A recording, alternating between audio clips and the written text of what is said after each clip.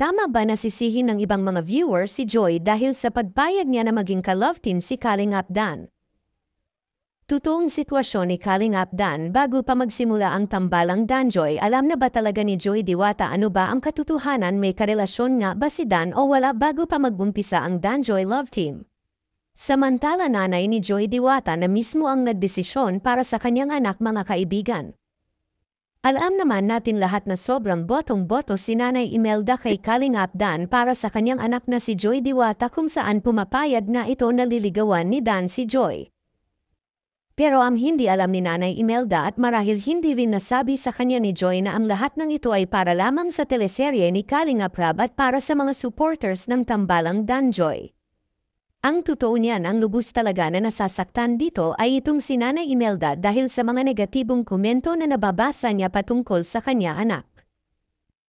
Sa katunayan, ayaw nga sanang magsalita ni Nanay Imelda sa isyu na kinakasangkutan ni Kalingap Dan, pero hindi niya mapigilan ang kanyang sarili dahil nadidawat ang pangalan ng kanyang anak na si Joy Diwata. Samantala ay dapat sana ay magkakaroon ng shooting ang tambalang Danjoy noong isang araw pa para sa episode 44 nanogram serye nila Kalingap Dan at Joy, pero pansamantalang natigil ito dahil inintay ni Kalingap Rab na makabalik muna si Joy mula sa Albay, mga kaibigan. Yes guys, ang opinion ko naman guys, no, para sa akin guys, para sa akin, wala namang kasalanan si Joy.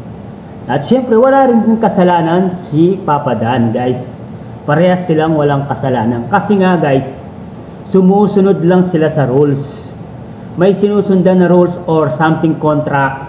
Kasi guys, ang love team, pag pumasok ka sa social media, sometimes true, real, sometimes scripted guys.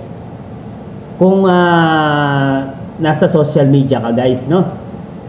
Ang iba kasi, hindi nila matanggap. Kaya nagagalit sila kay Dan. Yung iba naman kasi, hindi nila matanggap, nagagalit sila kay Joy. Huwag kayo magalit guys.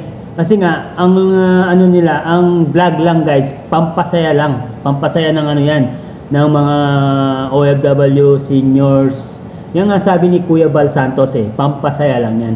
Ngayon, kung nagkain laban sila sa true to life, yan. Wala na sila doon. Hindi na nasagot ng Kalingap yun guys. Kaya sa mga basher na nambabasa dalawang panig guys, isipin nyo, ganyan talaga. Parang artista lang yan guys. Sumusunod sila sa kung ano yung i-roll na acting nila guys. Parang mga artista yung mga love team na mga ganyan guys. Love team, mga artista yan. Kasi nga, nasa social media sila guys. Diyan lang kayo, continue natin guys ang ating papanoorin. Sa totoo lang, desisyon naman talaga ni Kalingap Rab ang hinihintay dito dahil kung si Kalingap Dan ang tatanungin, gusto pa niyang matulungan si Joy sa pag-aaral nito, mga kaibigan, at ganun din si Joy gusto niya pang magpatuloy sa tambalan. Actually, kung sa karapatan ay may karapatan naman talaga ang nanay ni Joy na tumanggi, at sa kabutihang palad ay nauunawaan naman ni Kalingap Rab ang sitwasyon ni Nanay Imelda bilang isang ina. Ayun na, kay Kalingap Rab wala naman sa pilitin dito at alam ni Kalingap Rab ang sitwasyon na yun ng Danjoy, pero sa kasalukuyan ay wala pa rin final na naging desisyon so Kalingap Rab patungkol sa tambalang Danjoy, mga kaibigan. Itong love team na to, ito po ay talagang ginawa natin para suportahan si Joy. Para suportahan si Joy. Samantala may mga tanong din sa isipan ng mga supporters ni Joy kung bakit siya pumayag sa naitambal sa kanya si Papa Dan. May mga usap-usapan po kasi na di umano sa umpisa pa lang ay alam na ni Joy na merong karelasyon si Dan na iba, kaya naman marami ang nagtatanong kung bakit pumayag si Joy sa love team. Actually, ang purpose po talaga ni Kalingap Dan ay matulungan si Joy sa pag-aaral, kaya nila isinagawa ang love team kahit di umano alam ni Joy na may personal love life na si Dan, mga kaibigan. Well, ang masasabi po natin ay naging profesional lang naman si Joy at Dan sa kanilang ginagawa at alam din naman nila ang kanilang limitasyon as love team, kumbaga walang personal ang trabaho lang dahil sa love team na ito makikinabang din si Joy para matustusan ang kanyang pag-aaral. Samantala Nanay Imelda nagsabing wala naman siyang sama ng loob kay Kalingap Dan dahil ginawa lang nito yung kanyang part para matulungan si Joy sa pag-aaral. Pero ang tanong ngayon ng ilan sa mga supporters ni Joy ay bakit siya pumayag sa love team dayong alam niya na ang sitwasyon ni Dan. Kung sa personal life naman po ni Dan, syempre labas na po ako doon.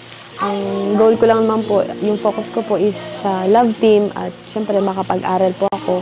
Sa totoo lang po, syempre nagpapasalamat po ako sa Dan Joy po kasi may love team pong Dan Joy. Ngayon po, nakakapagpatuloy po ako sa pag-aaral. Alam ko naman na siguro ramdaman din naman kung ano yung totoo sa hindi.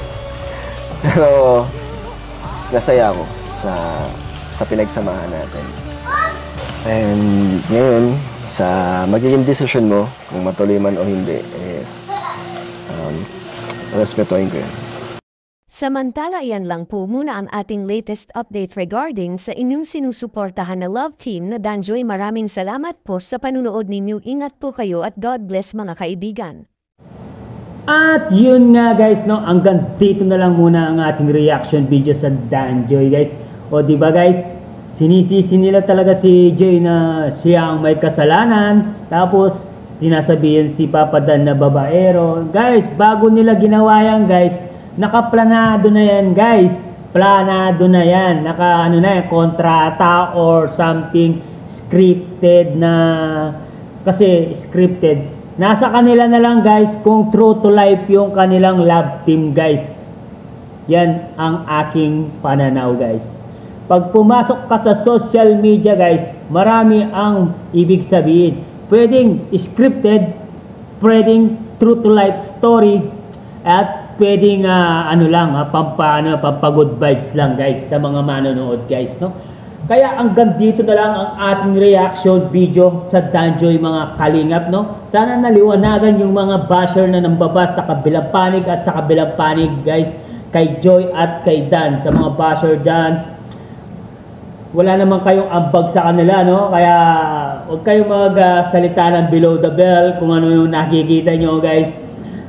Ang mga vloggers guys, nagbablog parang artista yan guys.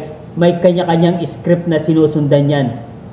Hanggang dito na lang ang ating reaction video. At kung bago ka pa lamang sa ating YouTube channel guys, please like and subscribe na rin po. At pakipindot na rin po ang notification bell button para updated po sa mga ilalabas natin reaction video mga kalingap. At huwag pong kalimutan suportahan sina Kuya Bal Santos Matubang, Ate Edna Vlogs, Kalingap Rob, Kalingap Team, Kalingap Reactor at ang ating mumunting YouTube channel guys. Hanggang dito na lang ang ating reaction video.